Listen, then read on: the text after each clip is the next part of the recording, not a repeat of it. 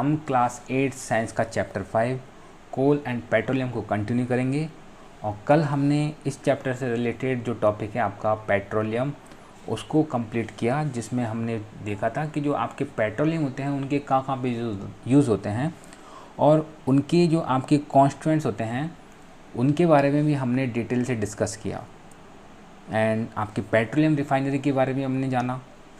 अभी हम इस टॉपिक में जो सीखने वाले हैं वो है आपका नेचुरल गैस, कि नेचुरल गैस क्या होती हैं और इनके किस प्रकार से यूज़ किए जाते हैं, इसको भी हम देखते हैं।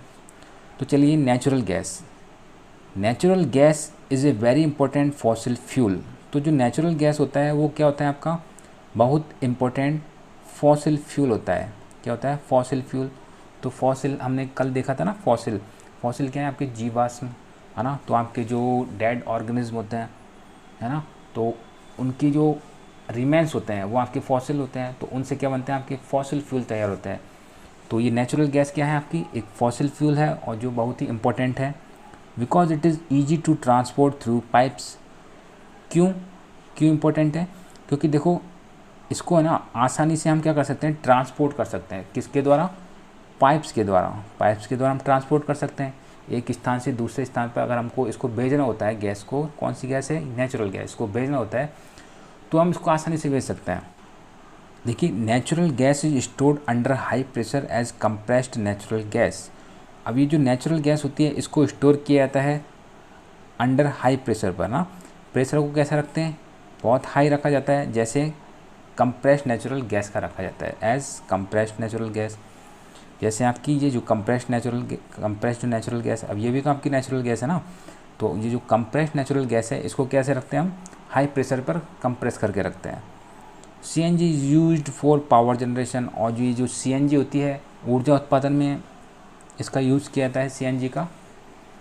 अब सीएनजी क्या है, आपकी नेचुरल गैस है। It is now being used. अब देखिए इसका यूज़ कहाँ पे होता है,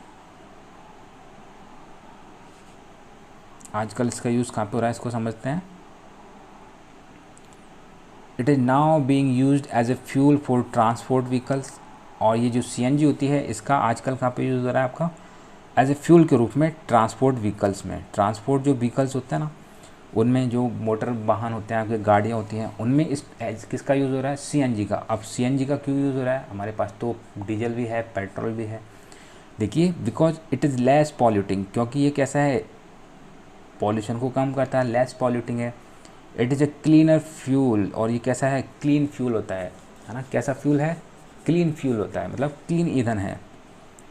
the great advantage of CNG is that it can be use directly for burning in homes and factories where it can be supplied through pipes. अब इसका great advantage देखिए, इसका सबसे अच्छा लाभ क्या है, किसका, आपका इस नेचुरल गैस का, जो आपकी सीएनजी है। It can be use directly, इसको यूज किया जा सकता है डायरेक्टली फॉर बर्निंग के लिए आप घरों में है ना, उसमें यूज़ कर सकते हैं सीएनजी का। और जो फैक्ट्रीज़ होती हैं where it can be supplied through pipes, और जहाँ पे ये क्या है, पाइप्स के थ्रू सप्लाई किया जा सकता है आसानी से घरों में और आपकी फैक्ट्रीज़ में। Such a network of pipelines exist in Vadodara, Gujarat, some parts of Delhi and other places. अब इस प्रकार का एक नेटवर्क जो है, वो जो पाइपलाइनों का, वो कहाँ पे बना हुआ है, आपके गुजरात में जो बड़ोदरा है, और आपका जो दिल्ली के जो हिस्से हैं कई, और अदर प्लेसेज, ये आपके कुछ एग्जिस्ट जहाँ पे ये करती है पाइपलाइन, उनके बारे में बताया गया है कि आपका गुजरात का जो बड़ोदरा है वहाँ पे, और दिल्ली के कुछ क्षेत्र, ठीक है। तो वहाँ पे इस प्रकार का नेटवर्क सिस्टम है पाइपलाइन का, जो आपकी नेचुरल गैस को हाँ घरों तक और इंडस्ट्रीज तक पहुँचाते हैं, फैक्ट्रियों तक पहुँचाते हैं। Natural gas is also used as a starting material for the manufacture of a number of chemicals and fertilisers.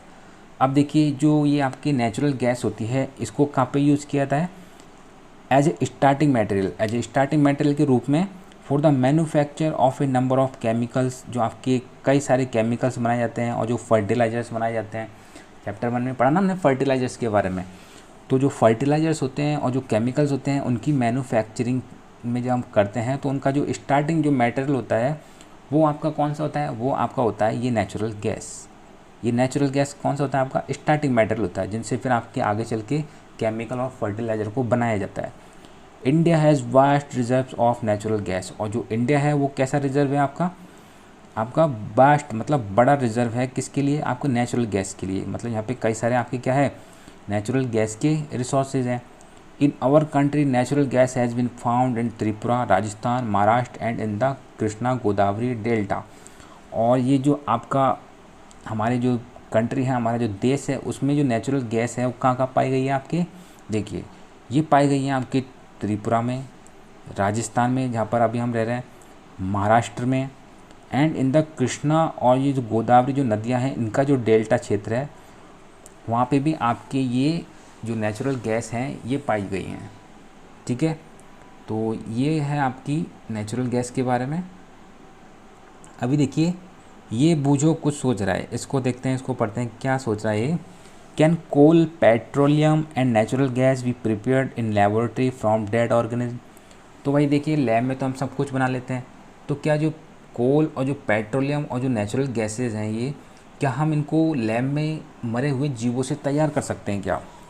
अब देखिए इसका जो पहेली है वो क्या आंसर दे रही है, no their formation is a very slow process. नहीं, इनकी जो प्रोसेस होती है जो फॉर्मेशन की, वो कैसे होती है, बहुत स्लो प्रोसेस होती है। And condition for their formation can not be created in the laboratory. और आपकी जो लैब्स होती हैं उनमें इस प्रकार की कंडीशन को हम फॉर्म नहीं कर सकते, मतलब उस प्रकार की सिचुएशन जो कंडीशन होती हैं किसके लिए, उनके फॉर्मेशन के लिए, वो हम वहाँ पे क्रिएट नहीं कर सकते। उस तरीके की स्थितियाँ हम वहाँ पे पैदा नहीं कर सकते, बना नहीं सकते, किसमें, लैब में। तो ये पॉसिबल नहीं है। ठीक है, ये पहले ने आंसर दिया इसका।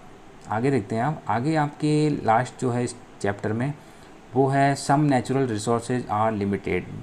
कुछ जो आपके नेचुरल रिसोर्सेज हैं वो कैसे हैं, आपके लिमिटेड हैं। तो इसको भी कंप्लीट करते हैं और देखते हैं।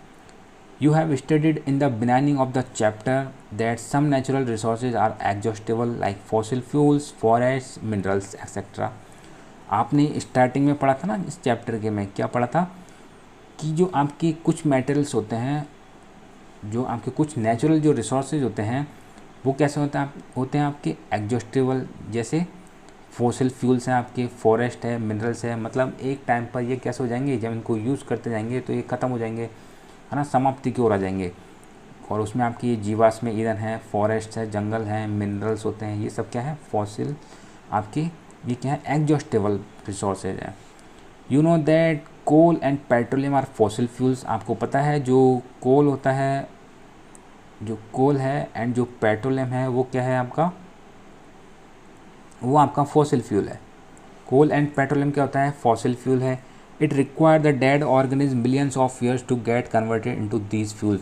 अब ये कैसे बनते हैं आपकी, जो डेड ऑर्गेनिज्म होते हैं वो कई सालों बाद किस में कन्वर्ट हो जाते हैं आपके, वो कन्वर्ट हो जाते हैं आपके फ्यूल्स में, ईंधन में कन्वर्ट हो जाते हैं। On the other hand the non reserves of these will last only few hundred years. On the other hand, और दूसरे शब्दों में हम देखें तो द नॉन रिजर्व्स जो जाने, इनके जो जाने हुए जो ज्ञात जो आपके रिजर्व्स हैं, these will last only few hundred years, और कुछ ही सौ सालों तक आपके रहेंगे, क्या रहेंगे, है ना। Moreover burning of these fuels is a major cause of air pollution. और हम बात करें तो वर्निंग ऑफ दीज फ्यूल्स, जब इन फ्यूल्स को हम क्या करते हैं, वर्न करते हैं, a major cause of air pollution, तो उससे क्या होता है, एयर का पॉल्यूशन होता है। Their use is also link to global warming, और इनको क्या है, इनको हम लिंक भी कर सकते हैं किससे, ग्लोबल वार्मिंग से, कि इससे क्या हो जाए कि आपकी ग्लोबल वार्मिंग बढ़ सकती है। It is therefore necessary that we use these fuels only when absolutely necessary. इस तरीके से यह आवश्यक है कि हम ये जो फ्यूल हैं इनको कब यूज़ में करें, व्हेन एब्सोल्युटली नेसेसरी, जब हमें बहुत ही ज़्यादा इनकी आवश्यकता हो।